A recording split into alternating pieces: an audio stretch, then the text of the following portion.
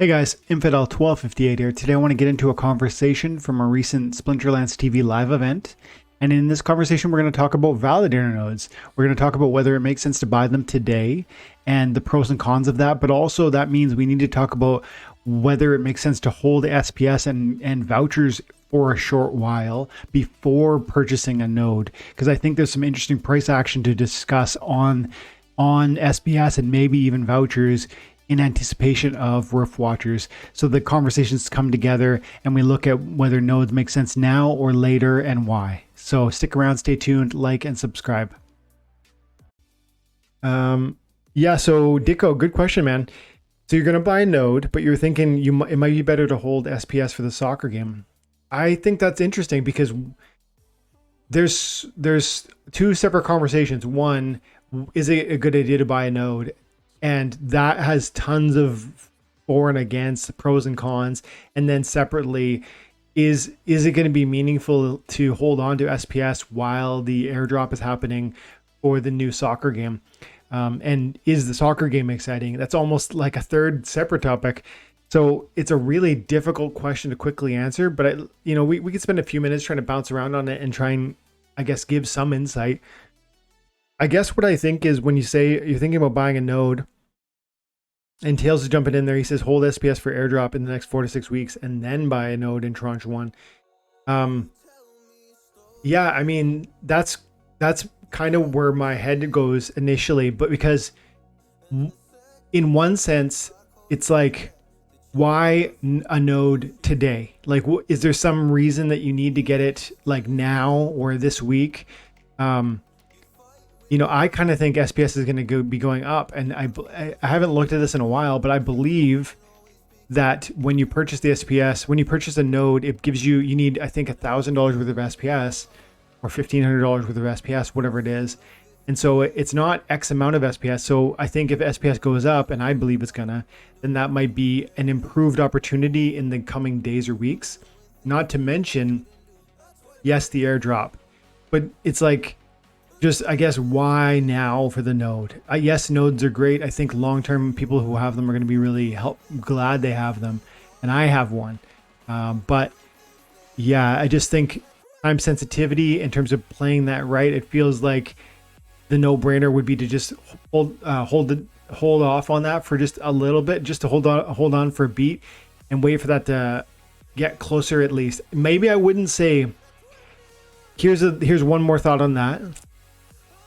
I've found in cryptocurrency, it's often the case that when there is a news item that's coming that everybody knows about, there can be a lot of excitement leading into that, and that can be positive price action.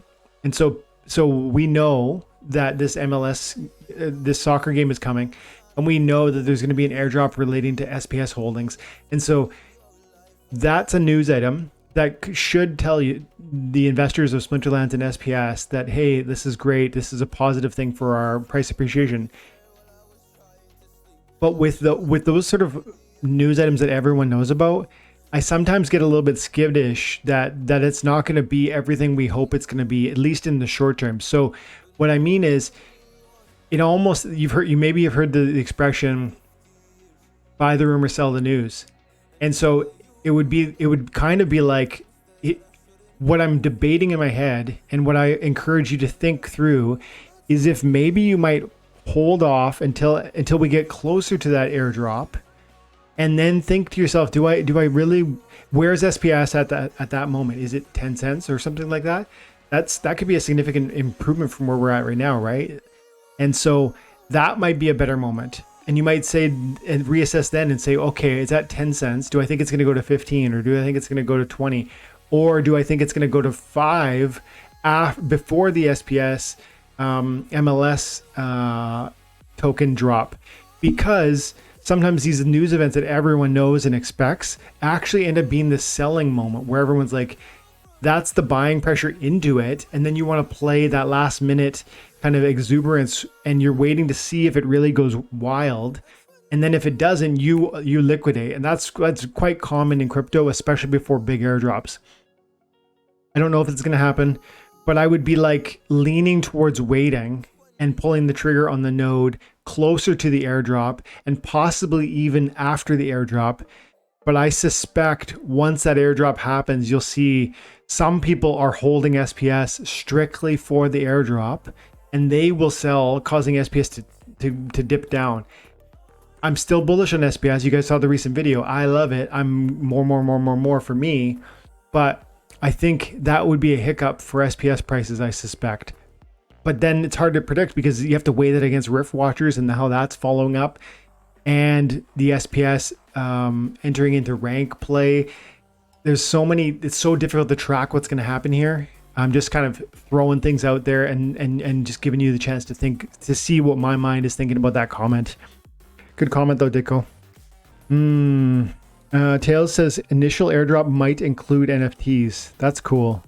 That's really cool, because then you would theoretically get access, like a foothold in that new MLS game. And I am excited about the soccer game. I don't know if everybody is, but I certainly am. Hey, Ame 1T. I like that name, man. I see. Hey, buddy. Credits. And I didn't say shout out to Ashley earlier, but I saw you welcoming me back. Hey, Dragon. Good to see you, buddy. Man, Penny. Who else? DJ. ASDF. Yeah, thanks, guys. Appreciate you guys for coming and hang out.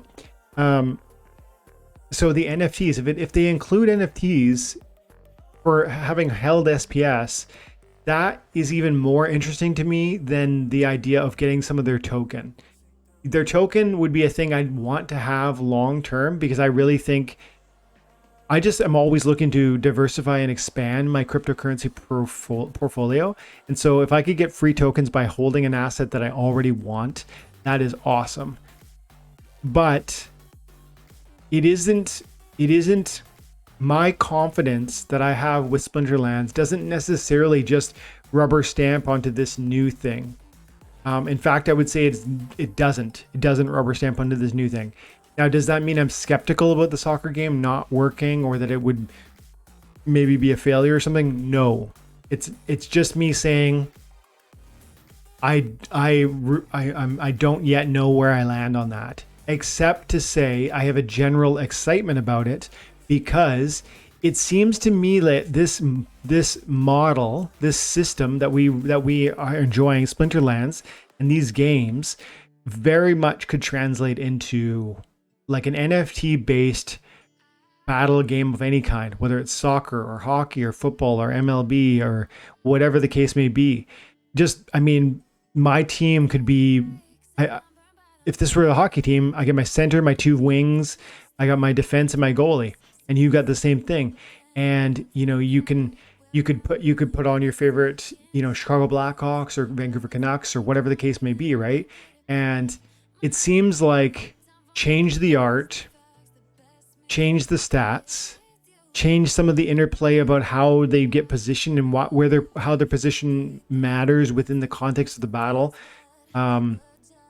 It feels like most of the hard work or most of the thoughtfulness almost writes itself. And I get the feeling that this is an opportunity for a bit of a layup. That doesn't mean it will be a success. It just means that I'm leaning towards cautiously optimism around what that will look like. And if soccer succeeds, listening to Matt in the town halls and him saying what that could open the door for, and how it will create SDKs.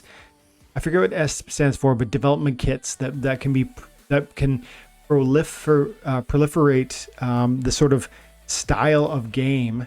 That is special. Like, that's going to create, we start with the soccer, and then that kit can be passed on to a different developer for a wrestling game or a Marvel game or another sports franchise or whatever. And we start to approach and appeal to a wide variety of people in this easy way, in this way where